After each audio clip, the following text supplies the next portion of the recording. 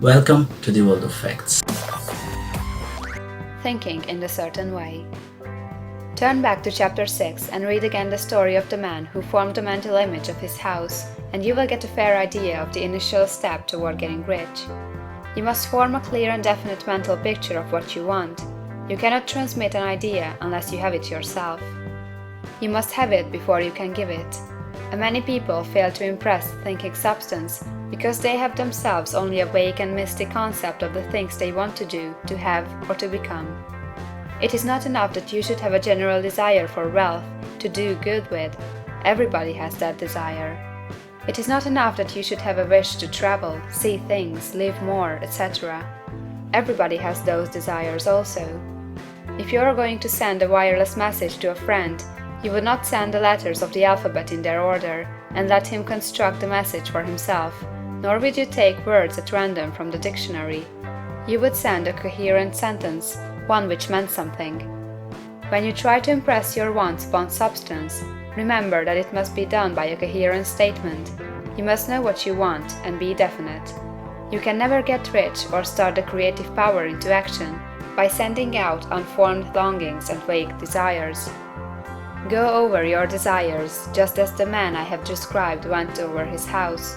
See just what you want and get a clear mental picture of it as you wish it to look when you get it.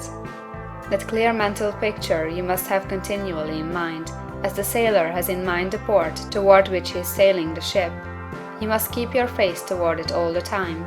You must no more lose sight of it than the steersman loses sight of the compass. It is not necessary to take exercises in concentration, nor to set apart special times for prayer and affirmation, nor to go into the silence, nor to do occult stunt of any kind. These things are well enough, but all you need is to know what you want, and to want it badly enough so that it will stay in your thoughts. Spend as much your leisure time as you can in contemplating your picture, but no one needs to take exercises to concentrate his mind on a thing he really wants. It is the things you do not really care about which require effort to fix your attention upon them. And unless you really want to get rich, so that the desire is strong enough to hold your thoughts directed to the purpose as the magnetic pole holds the needle of the compass, it will hardly be worthwhile for you to try to carry out the instructions given in this book. The methods herein set forth are for people whose desire for riches is strong enough to overcome mental laziness and the love of ease, and make them work.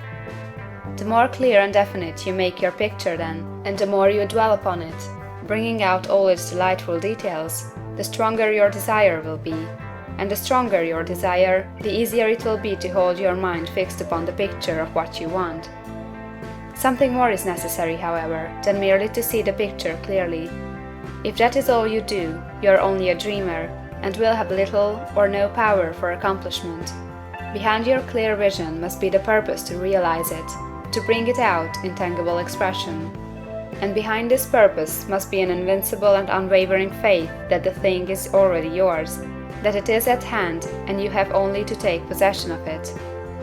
Live in the new house mentally until it takes form around you physically. In the mental realm, enter at once into full enjoyment of the things you want. Whatsoever things ye ask for when ye pray, believe that ye receive them, and ye shall have them, said Jesus. See the things you want as if they were actually around you all the time. See yourself as owning and using them. Make use of them in imagination just as you will use them when they are your tangible possessions. Dwell upon your mental picture until it is clear and distinct, and then take the mental attitude of ownership toward everything in that picture. Take possession of it, in mind, in the full faith that it is actually yours. Hold to this mental ownership. Do not waver for an instant in the faith that it is real. And remember what was said in the preceding chapter about gratitude. Be as thankful for it all the time as you expect it to be when it has taken form. The man who can sincerely thank God for the things which as yet he owns only in imagination has real faith. He will get rich. He will cause the creation of whatsoever he wants.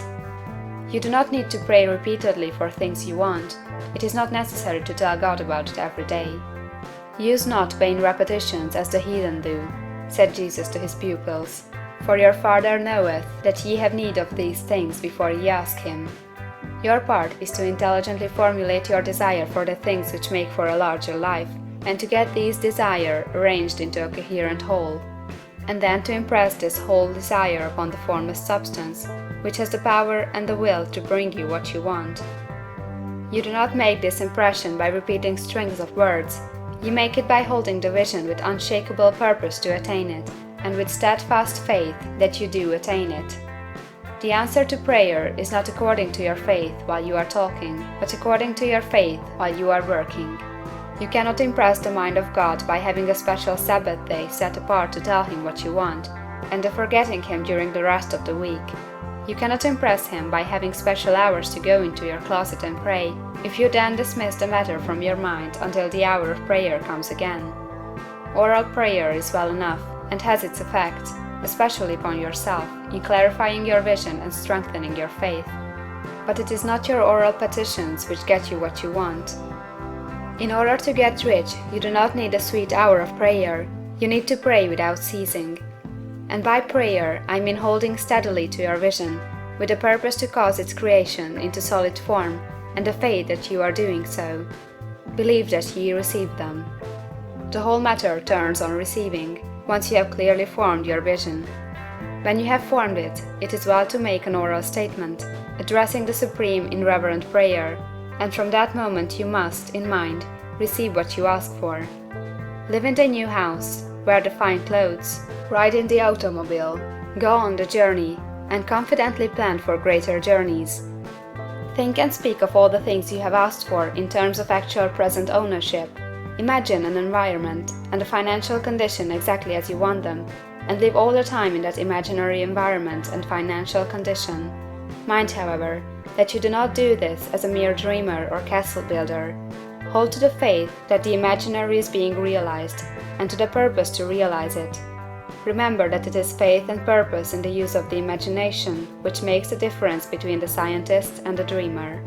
And having learned this fact, it is here that you must learn the proper use of the will. Like our video, give a thumb up, share with your friends, and subscribe to our channel. Thanks for watching. Subscribe for more.